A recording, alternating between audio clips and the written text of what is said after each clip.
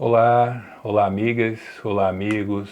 Meu nome é Ivan César e hoje eu estou aqui atendendo ao convite do amigo Paulo Argolo para falar sobre mediunidade. Mediunidade como ponte para uma nova era. Bom, creio que vocês já saibam, esse trabalho ele está sendo gravado hoje, dia 13/5, e está sendo exibido para vocês agora no dia 29. Qual é a proposta? Vocês vão assistir a essa pequena palestra de aproximadamente 35 minutos e eu estarei online no canal do YouTube. Se vocês procurarem a minha fotinho aí agora no bate-papo do YouTube, vocês vão ver. Qual é a ideia? É eu atender qualquer demanda que vocês possam ter relacionadas ao tema que nós estamos trabalhando neste dia. Então, pode fazer aí a sua pergunta, tirar alguma dúvida em relação àquilo que eu estou apresentando, que eu estou online, e aí eu vou respondendo para vocês. O que eu souber responder, né? Porque se eu tiver alguma coisa que eu não saiba responder, aí eu passo para Paulo e ele com certeza vai ter a resposta. Vocês cobrem dele, viu? Brincadeiras à parte, eu quero agradecer ao convite recebido, que prontamente atendi. Não tinha tido ainda a oportunidade de fazer um trabalho para o semeador. Conheço a casa, já estive lá em 2 ocasiões, não para fazer palestras, que nunca aconteceu, mas para assistir palestras. E é sempre uma alegria poder falar de espiritismo para os ouvidos que querem ouvir. Mas não há trabalho espírita que se preze que comece sem uma prece de abertura. Então, para que a gente possa fazer aquela egrégora de boas vibrações, eu vou fazer uma prece que todos nós com certeza conhecemos, para que nós possamos iniciar com tranquilidade a tarefa da nossa noite. Pai nosso que estais nos céus, santificado seja o vosso nome. Venha a nós o vosso reino. Seja feita a vossa vontade, assim na terra como nos céus. O pão nosso de cada dia nos dai hoje. Perdoai as nossas ofensas, assim como nós perdoamos a quem nos tem ofendido. Não nos deixes cair em tentações e livrai-nos, Senhor, de todo o mal. Que assim seja.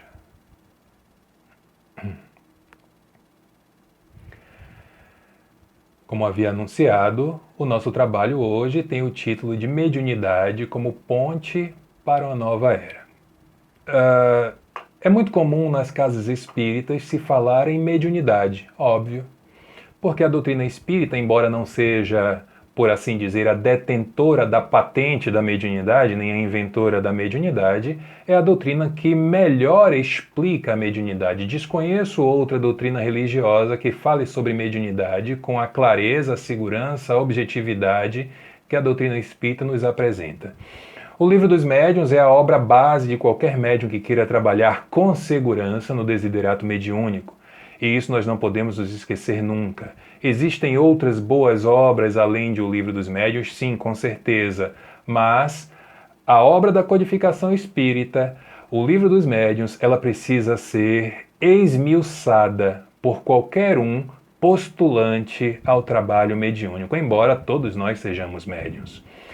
Essa proposta de mediunidade, Kardec já traz na introdução de O Livro dos Espíritos, já na primeira obra, quando fala que todos nós somos médiuns, em maior ou menor grau de sensibilidade, mas todos somos. Mediunidade é inerente a uma faculdade orgânica, como a de ver, de ouvir, de falar. E para fazer uma comparação muito simples, tem gente que consegue sentir o paladar de forma muito mais apurada do que outras pessoas. Com a mediunidade também é assim. Tem gente que consegue sentir o que está acontecendo à sua volta, além do visível, com muito mais facilidade, com muito mais tranquilidade que outros. Mas nós vamos começar o trabalho de hoje falando sobre um texto que está no primeiro capítulo de O Evangelho segundo o Espiritismo, que fala sobre a nova era, já que a proposta é saber como a mediunidade pode nos auxiliar nessa ponte para um novo estágio de vida. Ora, nesse texto, nós poderemos ver que os espíritos, eles falam, por exemplo, a respeito da ideia do Deus único. Nós saímos do chamado politeísmo, da crença em vários deuses, e a partir de Moisés, de forma um pouco mais importante, outros já falavam no Deus único, a religião judaica já falava, o hinduísmo, o islamismo já falava, mas em termos não apenas judaicos, como em termos cristãos, é Moisés quem traz a ideia do Deus único, o Pai de todas as coisas, o Senhor onipotente, onipresente, onisciente e com todas as características que nós já ouvimos falar sobre Deus. É a ideia da unicidade cósmica. O Deus único não se trata apenas de uma proposta para facilitar a compreensão, não, mas uma proposta de unicidade do universo. Porque se nós formos pensar, por exemplo, na ideia dos deuses gregos, os deuses do Olimpo, nós vamos ver, quem conhece um pouco da mitologia grega, quem tem interesse no assunto, vão ver que os deuses gregos são deuses altamente volúveis no que diz respeito ao controle das suas emoções.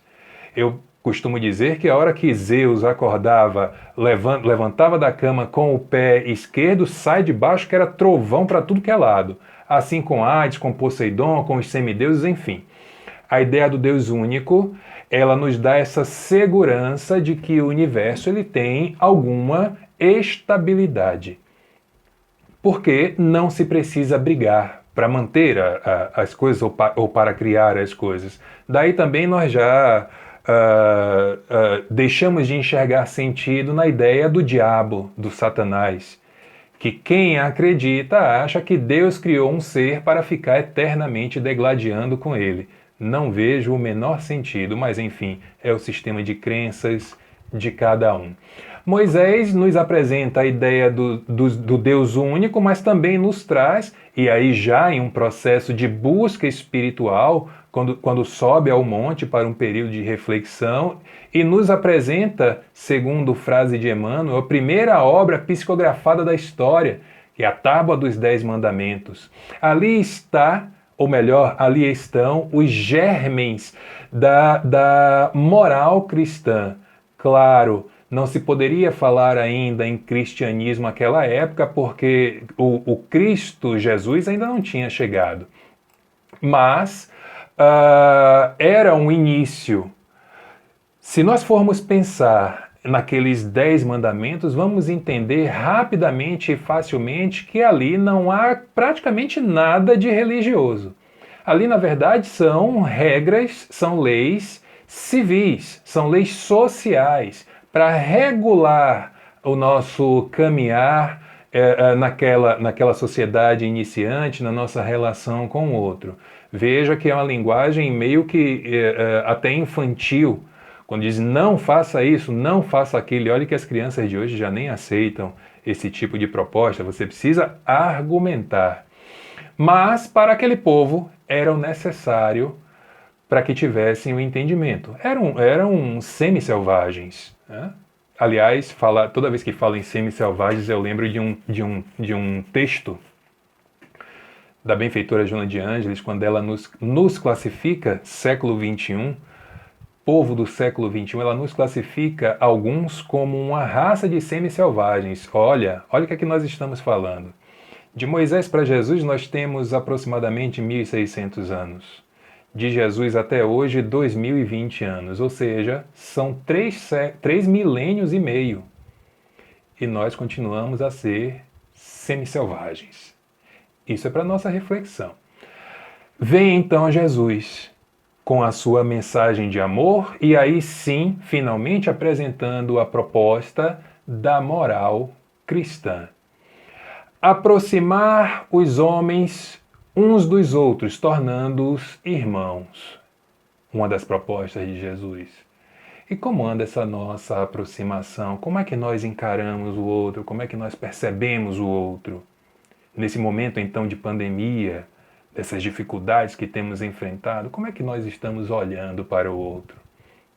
Jesus nos traz a proposta de caridade. Toda vez que fala em caridade, não esqueçam da questão 886, Livro dos Espíritos. Qual o conceito de caridade, pergunta Kardec, conforme entendia Jesus? benevolência para com todos, indulgência em relação às faltas alheias e perdão das ofensas. E aí vem todo o desdobramento dessas três características da caridade, conforme Jesus entendia, não conforme Ivan entendia. Solidariedade. E finalizando, culminando com o chamado amor ao próximo. Atentemos, não se chega ao amor ao próximo antes de amarmos a nós mesmos. Então essa é a primeira ideia, é o primeiro conjunto que Jesus apresenta do chamado progresso das almas, da progressão das almas. E aí nós já começamos o nosso link para, a partir de agora, começar a trabalhar a proposta da mediunidade. Porque, como disse agora há pouco, a mediunidade tem uma série de características que é dada a todos. Alguns recebem mais, outros recebem menos, mas de maneira geral, todos receberam. E como é que nós podemos nos utilizar das condições, das faculdades mediúnicas para iniciar esse nosso trabalho de progresso moral, de progressão das almas? Olha o que eu disse agora há pouco. A ideia da moral cristã, ela passa, inclusive e principalmente pelo amor ao próximo. Mediunidade, exercício mediúnico é essencialmente um exercício de amor ao próximo. E nós vamos ver isso já já. Já reparamos que hoje, dificilmente, nós temos contato, nós temos conhecimento das chamadas mediunidades de efeitos físicos, aquelas mais espetaculares, porque o espiritismo começa com as mesas voando para um lado e para o outro. Daniel Douglas Home, contemporâneo de Kardec, era um médium espetacular que negava a ideia reencarnacionista, mas que não tinha a menor dúvida da vida, da presença dos espíritos, da comunicabilidade dos espíritos. Ele era capaz de prodígios. Aliás, já vai aqui a primeira dica de livro, quem quiser conhecer melhor a história de Daniel Douglas Home, um médium escocês. Tem um livro que foi escrito pelo meu querido e amado amigo Adilton Pugliese, que vocês encontram aí nas melhores livrarias espíritas. Então, essa mediunidade de fazer as coisas se mover, de fazer transporte, de fazer materialização, repararam que isso já ficou no passado, salvo alguns raros exemplos? A mediunidade hoje, ela é a mediunidade da intuição, é da percepção extrafísica, não necessariamente com os olhos, com o ouvido, com o corpo, mas é uma percepção mental. É aquela voz que está lá no nosso mundo cerebral e que a gente às vezes fica em dúvida se é minha, se é de outra pessoa, o que é que está falando, o que é que não está. Aí está a mediunidade. Aquela intuição que diz assim, olha, não vá por aqui não, vá por ali. Ou aquela que diz assim, peraí, você esqueceu alguma coisa antes de você sair de casa. Aí você volta, procura, não acha nada, não esqueceu nada. Quando segue no seu caminho normal, percebeu que se você não tivesse voltado para casa, uma dificuldade teria lhe acontecido. Intuição. Por que a mediunidade agora ela é intuitiva? Ela é mais intuitiva, justamente para nos levar ao progresso da nossa alma e a partir daí nós nos oportunizarmos a auxiliar ao outro, auxiliando a nós mesmos, inclusive os desencarnados, principalmente os nossos inimigos. Desenvolver ideias, pensamento, intelecto, ética, moralidade. Essa é a primeira importância do processo mediúnico intuitivo, porque nós precisamos sim trazer para o nosso dia a dia, trazer para a nossa ação diária essas ideias que muitas vezes ficam no campo do talvez. Não tem talvez. Mediunidade é mediunidade. Proposta é proposta. Agora, o que você vai fazer com isso, aí está no campo do livre-arbítrio. Você decide. E não esqueça, a mediunidade ela é neutra. Mediunidade não é boa, mediunidade não é ruim. O que vai fazer da sua condição, da sua faculdade mediúnica boa ou ruim, é o uso que você faz dela, é o seu livre-arbítrio. A mediunidade, ela vai requerer de você, de todos nós, as chamadas lutas de desenvolvimento. E aí, meu amigo, minha amiga, é que a coisa começa a ferver. Dúvidas mediúnicas, normal. Tenha dúvida, porque é na dúvida que a gente progride. Agora, cuidado com quem você procura para tirar essas dúvidas, porque tem muita gente que tem uma pose enorme de conhecedor dos mistérios da vida e, na verdade, sabe menos do que nós. Mas a pose é de quem como soubesse tudo. Com certeza algum de vocês está pensando, bem que aquela pessoa assim, deixa lá. Cada um com o seu caminhar e nós também com o nosso. Kardec dizia, mediunidade é teoria e é prática, nem só teoria e nem só prática. As acusações que os médiuns recebem, e não são poucas, algumas com razão, outras sem razão. E aí eu vou lembrar de uma frase que eu escutei uma vez que dizia assim, e justamente por conta de uma acusação que eu havia sofrido, e aí a frase foi, meu filho, o tempo resolve tudo, entregue ao tempo. Assim eu fiz. E sabe o que aconteceu? O tempo resolveu. As renúncias que precisamos fazer no nosso exercício mediúnico. Aliás, por falar em renúncia, eu vou aqui lembrar de 3 palavrinhas que o espírito Manuel Filomeno de Miranda, ele apresenta no seu livro Mediunidade, Desafios e Bênçãos, como palavras, se eu não me engano, é no capítulo 5º desse livro. Ele apresenta como palavras que vão fazer parte de todo exercício de mediunidade, por mais seguro que seja esse exercício. Ele diz que a mediunidade é uma mescla de sacrifícios, de renúncias, que falamos agora há pouco, e de provações. Sacrifícios, renúncias e provações. Então quer dizer que não tem, por exemplo, a palavra troféu, não tem a palavra pedestal, não tem a palavra coroa de louros. É mais fácil ter o termo coroa de espinhos. De louro não vai ter, não. E se você iniciar no trabalho mediúnico buscando alguma dessas 3 palavras que eu falei que não constam, já começou errado, já começou errada, é melhor voltar e começar do início. Nós, espíritas principalmente, temos o hábito de trabalhar a nossa mediunidade preferencialmente nas reuniões mediúnicas e, de certa forma, faz sentido. Porque para as reuniões mediúnicas, principalmente as reuniões que são bem organizadas, são direcionados espíritos necessitados de várias naturezas. E ali há um grupo de médiuns, de doutrinadores, há um dirigente, em algumas reuniões há uma equipe de apoio que, em tese, está preparada para aquele atendimento.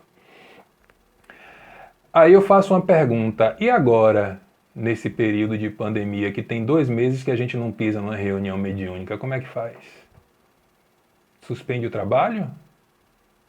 E aí, vamos fazer reunião mediúnica pelo Zoom? Vamos fazer pelo Skype? Vamos fazer por onde? Não sei.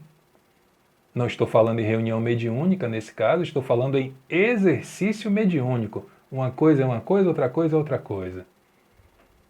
É necessário termos muito cuidado, porque o nosso papel mediúnico ele não está obrigatoriamente atrelado a uma reunião, até porque muitas vezes na reunião você não consegue trabalhar direito. Pessoas com pensamentos dispersos, zoom na sala, porque tem gente que não tem a menor educação, infelizmente é necessário dizer isso. Pessoas que não têm preparo, e aí pode-se pegar qualquer componente da equipe, infelizmente. E você que faz toda a sua preparação. Claro que o médium ele tem que estar preparado o tempo todo, mas no dia da reunião tem sim uma preparação específica, a alimentação, o descanso, essas coisas todas. E aí você se prepara todo. Quando chega na reunião, as outras pessoas não se prepararam, nunca esqueçamos que a reunião mediúnica é um organismo. E um organismo é composto de vários órgãos. Se um não está bem, todo o organismo não vai trabalhar bem. Então, vamos passar por isso? Vamos!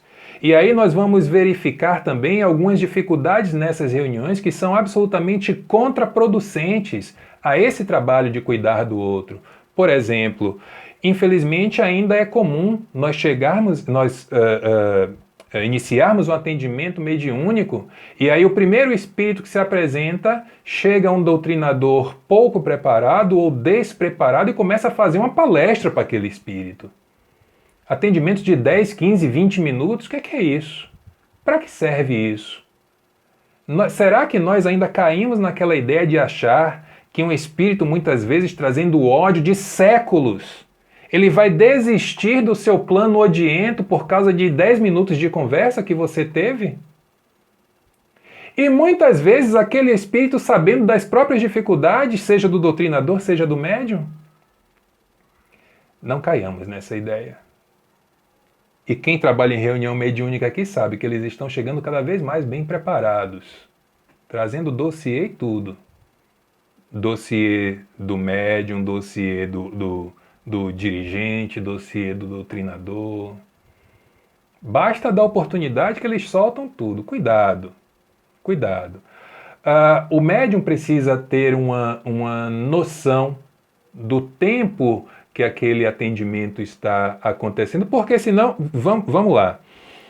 Naquele dia específico, a espiritualidade preparou 3 espíritos para serem atendidos pelo seu equipamento mediúnico.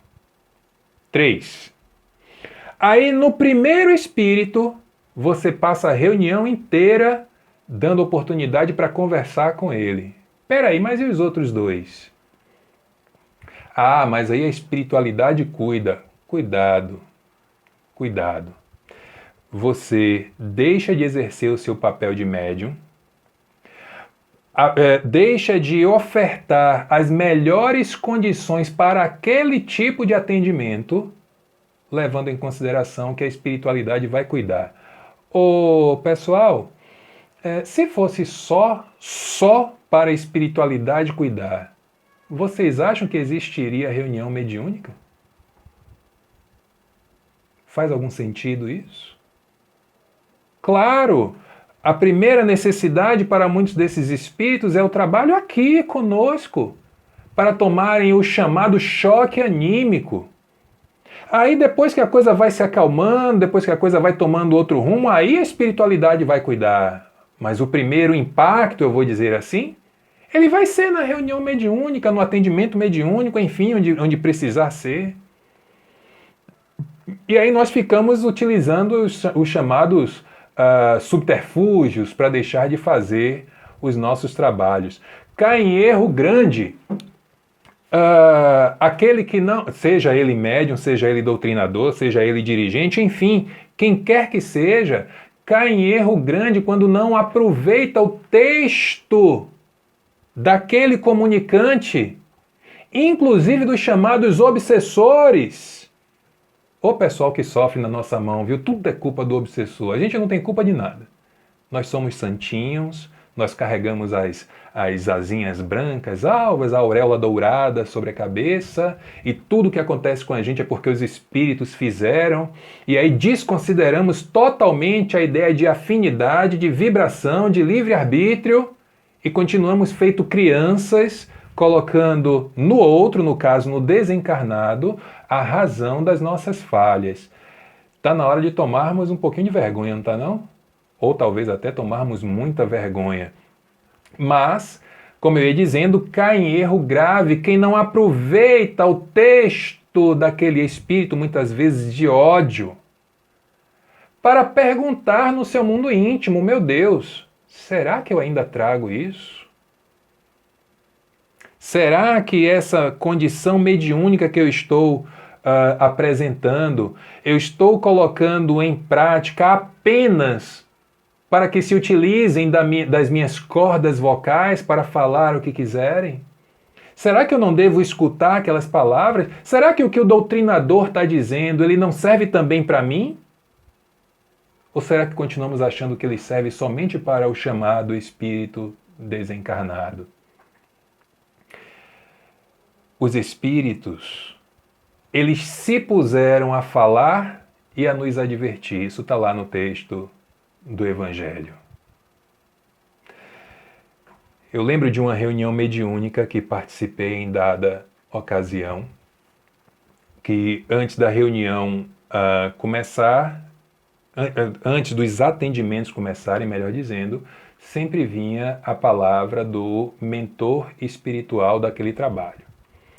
E naquele dia ele trouxe uma mensagem que tinha uma frase que eu não ouvi e não esqueci mais. Ele disse mais ou menos assim: o sentido da vida está em auxiliarem-se umas às outras as criaturas humanas. O sentido da vida está em auxiliarem-se umas às outras as criaturas humanas. É do espírito João Cleófas. E o que é que nós estamos fazendo na reunião mediúnica senão auxiliarmos uns aos outros? Nós auxiliamos os necessitados nos auxiliam.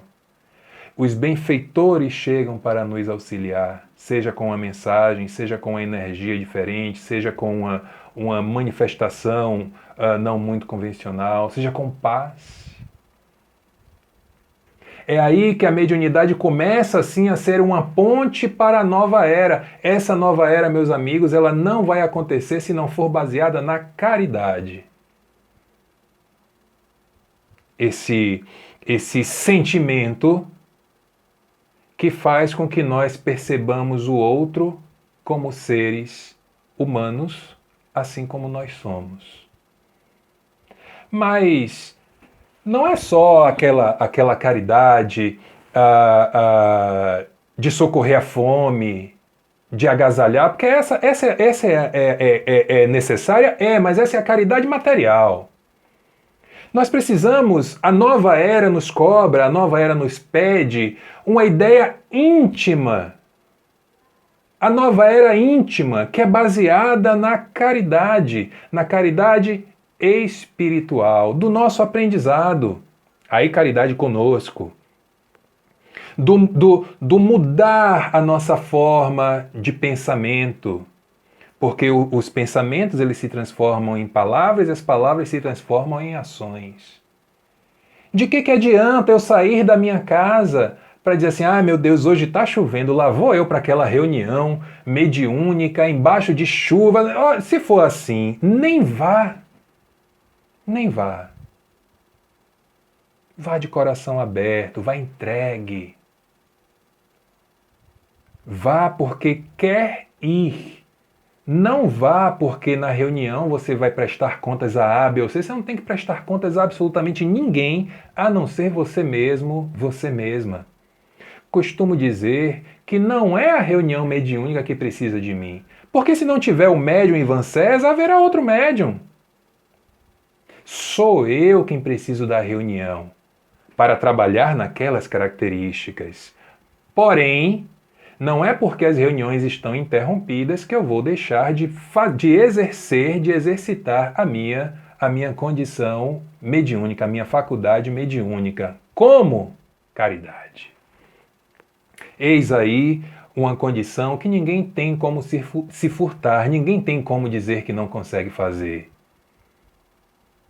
Nós não estamos no chamado distanciamento social? Faça caridade de identificar aí na sua agenda de contatos, identifique o nome de uma pessoa que você não vê há muito tempo, que você sente falta. Entre em contato com ela. Olha, mas não manda mensagem não. Não mande mensagem, não mande áudio. Ligue, gaste um pouquinho esse crédito aí, vá. Ligue para essa pessoa. Ela vai dizer assim, meu Deus, mas você não esperava. Não esperava não, porque a gente tem feito pouco isso mesmo. E o que eu vou falar, Ivan? Nada, apenas pergunte, está tudo bem? Como é que você está? De hoje eu não te vejo. E aí a conversa flui. Esses dias eu liguei, foi aniversário de uma amiga, eu liguei para ela. Ela falou assim, meu Deus, uma ligação, nem acredito. Olha como nós estamos vivendo no modo automático, como robôs atrás dessas telas. A tecnologia é maravilhosa, maravilhosa. Eu digo isso sempre que eu posso. Mas ela é maravilhosa se nós soubermos usar. Porque a mesma tecnologia que fez a mesma mente que se utilizou da tecnologia para montar as redes sociais que deveriam nos aproximar, talvez hoje esteja montando novas propostas para nos distanciar. Então essa caridade de socorrer o esfomeado, de agasalhar quem sente frio, de outros gestos materiais, ela é útil? É! Mas a mediunidade como portal para a nova era, ela funciona na caridade espiritual. O poder libertador da caridade, sabe? Você fazer algo que seja bom para alguém, você ter aquela sensação de leveza que muitas vezes lhe acompanha o dia inteiro, a semana inteira. Hoje, gente, está ao nosso alcance. A ideia de você renunciar a si em favor do próximo. Essa caridade, meus amigos, nenhum dinheiro vai nos dar. Você ceder o seu lugar na fila para alguém que precisa mais. Como eu disse, você ligar para uma pessoa que há muito não recebe a sua ligação. Você orar por quem precisa. Nós estamos tendo, espero que quando essa palestra for ao ar, no dia 29, a coisa já tenha mudado. Mas hoje, no dia 13, aliás, ontem, no dia 12, nas últimas 24 horas, nós tivemos 800 e tantas mortes pelo coronavírus. Nos nossos evangelhos nos lares, façamos preces por quem está indo, por quem está internado, mas também por aqueles que ficam aqui e que perdem, aspas feitas, os seus entes queridos. Isso tudo é caridade. E se a mediunidade é o contato com os espíritos, sejam eles de que natureza vibratória for, no momento da prece do evangelho, certamente ao seu lado estarão os bons amigos. É esse tipo de mediunidade que é a chave, que é o portal, que é a ponte para a nova era. Esses outros, descartáveis, eles passam. Porque muitas vezes nós chamamos de caridade o fato de querermos nos livrar das pessoas, arremessando uma moeda, entregando uma quentinha, entregando um pão. Eu acho tão triste quando ainda hoje, dando uma olhada nas redes sociais, ainda vejo gente atendendo. Não, meus amigos, não é prestação de contas. Nós estamos tentando fazer barganha com Deus e mostrar para todo mundo como eu sou bonzinho de estar entregando aquela quentinha, aquela água, o que quer que seja. Mediunidade não é isso. Nunca vou esquecer de uma ocasião onde eu escutei de um amigo espiritual, após determinado trabalho ter sido encerrado, ele disse assim: agora você está se tornando um cristão. Eu disse assim, nossa, eu já devia ter uns 9, 10 anos de espiritismo. Eu disse, mas só agora que eu estou me tornando um cristão? É, agora. Porque você começou a entender a miséria do outro.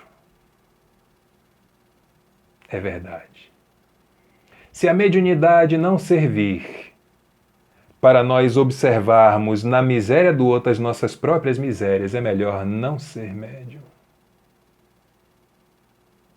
Precisamos de pontes. Precisamos de portais, ainda que sejam estreitos, como diz o texto evangélico, para que nesse instante, onde se aproxima o encerramento do tão falado período de transição para o mundo de regeneração, lá mais ou menos por volta de 2050, nós possamos com segurança, do trabalho bem exercido nas bases cristãs, adentrarmos o novo mundo, adentrarmos a nova era, como filhos de Deus, herdeiros de Jesus e trabalhadores da humanidade. Então, meus amigos, aí está o o bate-papo para as perguntas que vocês quiserem fazer. Continuarei por aqui. Se alguém for lembrar de uma pergunta depois que a gente tiver encerrado esse trabalho aqui, não tem problema, entre em contato aí com o pessoal do Semeador, entre em contato com Paulo, que a gente troca ideias pelo Instagram, pelo Facebook, por onde for.